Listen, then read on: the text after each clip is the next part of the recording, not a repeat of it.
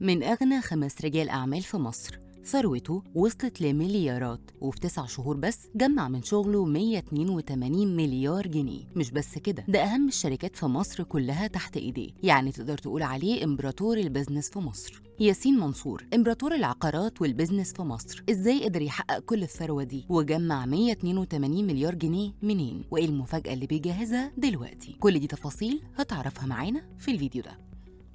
ياسين منصور اسم دايما بنسمعه في عالم البيزنس، بس ورا الاسم ده حكاية كبيرة قوي تستاهل تتحكي. ياسين اتولد في اسكندرية في الستينيات، وسافر واتخرج من جامعة جورج واشنطن سنة 1982، واخد بكالوريوس في العلوم المالية ومعاه تخصص فرعي كمان في التسويق. يعني من بدري وهو بيجهز نفسه لطريق كبير، مش مجرد صدفة ولا وراثة وخلاص. ياسين من عائلة منصور، واحدة من أقوى وأكبر العائلات الاقتصادية في مصر، وأبوه لطفي منصور هو اللي أسس مجموعة منصور سنة 52.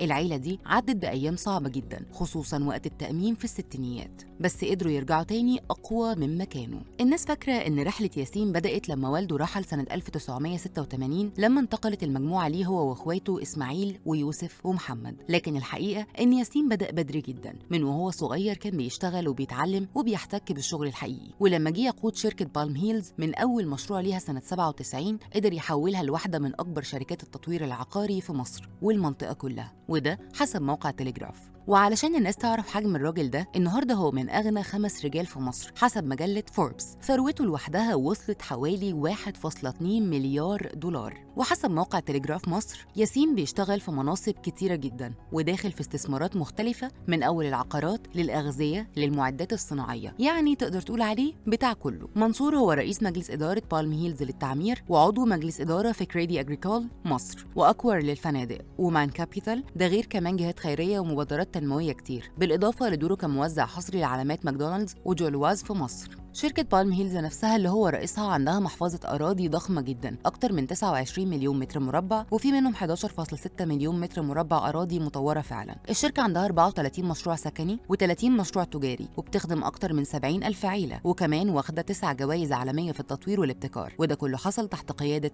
ياسين منصور. مش بس كده، ده كمان صرح لموقع CNBC إن الشركة ناوية تشتري أراضي جديدة على البحر الأحمر بعد ما الحكومة بدأت تطرح أراضي للمستثمرين. وكمان قال إن عندهم مشروعين كبار جدا هيطرحوا قريب، واحد في القاهرة الجديدة والتاني في العاصمة الإدارية. المشروع الأول جنب بالم هيلز نيو كايرو، ولأن الفيلات هناك خلصت، الشركة قررت تعمل مشروع جديد كله فيلات اسمه 97، وهيطرح الشهر الحالي. أما المشروع التاني على مساحة 315 فدان في العاصمة، وهيكون ضمن علامة كابيتال جاردنز التابعة لبالم هيلز. المشروعين لوحدهم متوقعين يعملوا مبيعات بحوالي 180 مليار جنيه، وعموما ده مش بعيد، لأن الشركة أصلا خلال أول 9 شهور من سنة 2025 حققت مبيعات ب 182 مليار جنيه، بزيادة 40% عن السنة اللي قبلها، وده بسبب زيادة عدد الوحدات اللي اتباعت وزيادة أسعار العقارات بنسبة من 8 ل 10%. لا ولسه، ياسين اتوقع إن مبيعات الشركة بنهاية 2025 هتوصل ب 210 و 220 مليار جنيه، وده أعلى بكتير من التوقعات اللي كانت 200 مليار بس، وده حسب تصريحاته في موقع CNBC. ياسين منصور مش قصة ثروة ولا وراثة ولا مجرد اسم كبير، دي قصة كفاح وإدارة ذكية وجرأة في القرارات. دلوقتي قول لنا، عملت الثروة قد إيه من شغلك؟